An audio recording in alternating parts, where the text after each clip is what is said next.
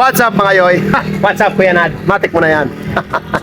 Tumigil na din yung ulan. Okay na yan. Paghapon kahapon umulan mga yoy, pero okay lang yan. Tumigil na siya. Cooking video na naman tayo ngayon mga yoy. Matik na yan.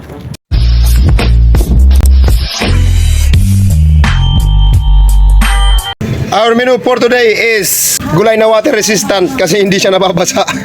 Pag hindi mo siya pinaknit ng ganito, oh. 'Di ba? Hindi kayo naniniwala, mura niya po niya. Ito, meron ako sa inyo isa sample ha. Ito ang gulay na tinatawag na water resistant, okay? Dito mga yoy, meron ditong kat nga eh. Ayan o. Kung bakit siya tinawag na gulay na water resistant, papatunayan ko sa inyo. Ayan o. Nakita nyo yan? O. Kahit basa-basahin mo siya, hindi siya hindi siya nababasa. Kaya water resistant yan. Huwag na kayo makipagtalo. Mas marunong pa ako sa inyo eh. Okay na. Kung makalakaga na yan, okay na. Marami ng rekado to. So ilalagay na natin to. Lahat yan o. Ito ang gulay na water resistant. Pinaliwanag ko na sa inyo kung bakit water resistant yan. Kaya importante, lagyan na natin yan o. Sobrang maanghang to. Paano na to? Hindi na kasya o. O, paano na yan? Diretso na, diretso. Diretso babangga tayo.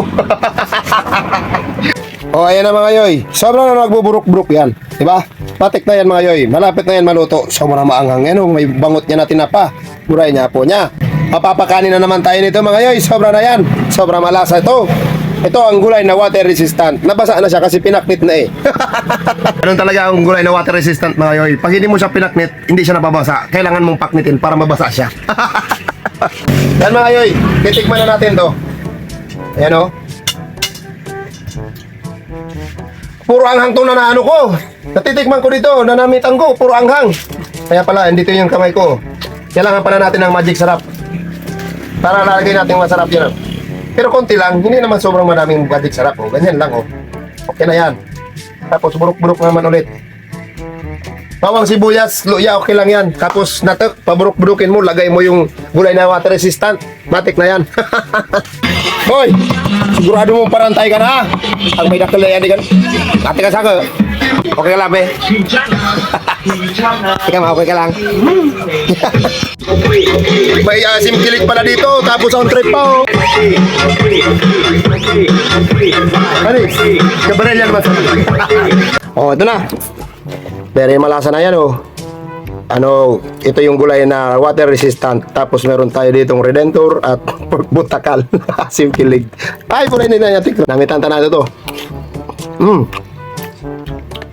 Malasa. Ang tira.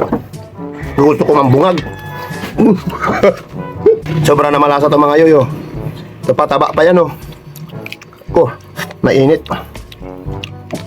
Very good partner. Gulay na water resistant tapos pork butakal asim kilig. Oh yan oh.